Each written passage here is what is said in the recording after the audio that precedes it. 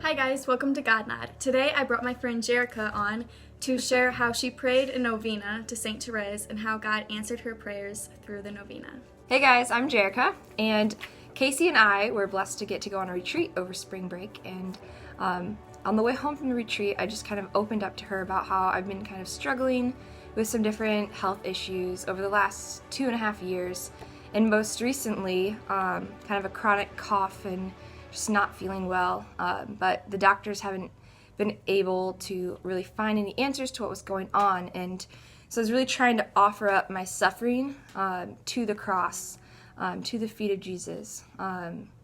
And as I was talking about my struggles, she said, "You have to read this book and pray this novena called Joy in Suffering," and it's about Saint Therese of Lisieux. A novena is kind of a tradition in the church that you pray certain prayers or to a certain saint to ask a certain petition. And you do it 9 days in a row.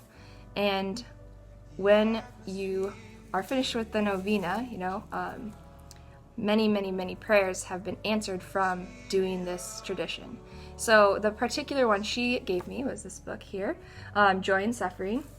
And this one is unique because it talked about kind of how to find joy in suffering from our Saint Therese of Lisieux. She had a lot of suffering in her life, but she was always smiling and always joyful and always found such joy in being able to unite that suffering to Christ. So it gave instructions, and then it also had the prayers for the traditional novena. So I started this novena right away, and then on the last day of the novena, I finished it up and I happened to be sick in bed with a fever. And I remembered that there was a tradition that when you finish a novena with Saint Therese, that she would send you roses, because she said that she would spend her heaven doing good on earth and that she would let fall from heaven a shower of roses. So as I remembered this, laying sick in bed, I kind of thought to myself, oh, Lord, how am I going to get my roses when I'm laying here in bed? And I was like, I'm sorry, Lord, that it's not about the roses, it's about the prayers and learning and whatnot, and kind of dismissed that thought from my mind. So after I recovered from my fever, I had to get a CT scan because my x-ray came back a little unclear. They thought I had maybe pneumonia, but they needed some more imaging. So I went and got my CT scan, and within an hour, my doctor called me and said, "Can you come in right now?"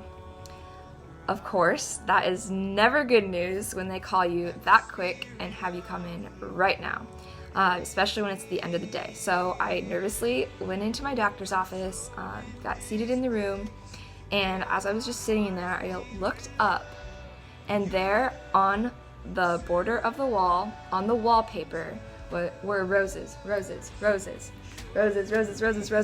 just all these bundles of roses all over the wallpaper.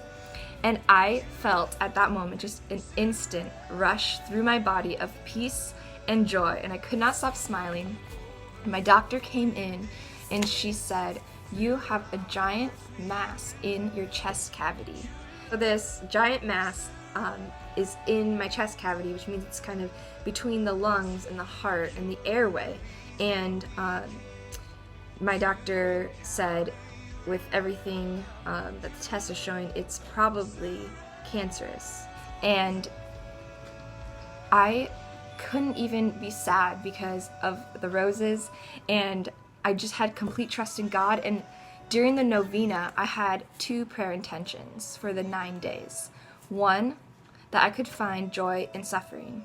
2, that I could get some answers, if it be God's will, about all my stuff that's been going on, my illness and why I was sick and things like that. And at that moment, amidst the roses, there were 2 of my answered prayers, and I got my roses, which was kind of another prayer that I had. I was just so filled with joy, and as I've gone through the journey, the last week and a half of getting a diagnosis of Hodgkin's lymphoma. Hodgkin's lymphoma is a cancer of the lymphatic system, so it ended up being cancer. And as I met with the oncologist, which is a cancer doctor, She was looking at everything that has been going on the last 2.5 years that I didn't have answers to, and she said that all of these weird symptoms that I was going through were from this cancer that's been kind of building up in me over the last 2 or more years. And even through all this, the diagnosis, and then telling my friends and my family and everything, I've just still felt such peace and joy, and I've had just an overwhelming sense that God is with me. And as I've had to go back from some appointments and things like that, I've been in some of my doctor's other rooms, and she has 3 rooms, and the other 2 rooms don't even have wallpaper. So I was just completely amazed by that, and I told my doctor the story, and she said that she's never gonna look at that room or that wallpaper, that silly wallpaper, because it's kind of out of style, the same again. Praise be to God.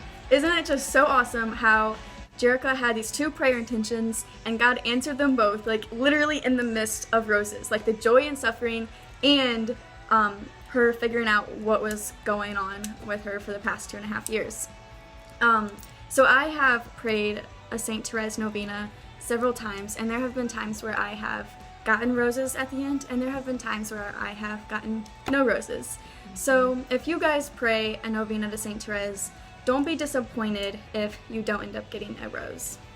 And something that Jerica wants to share that was at the end of each prayer in this novena was that God will refuse you nothing. So as I was praying and asking Saint Therese to pray for me on my behalf, at the end of every prayer it said, God will refuse you nothing. And I truly believe that to be true. So from this God nod, I hope it inspires you to increase your trust in God, know that there is joy in suffering, and I hope it inspires you to try a novena to either Saint Therese or any other saint that God calls you to. Thanks for watching. Oh, and I have these beautiful roses. Spirit of the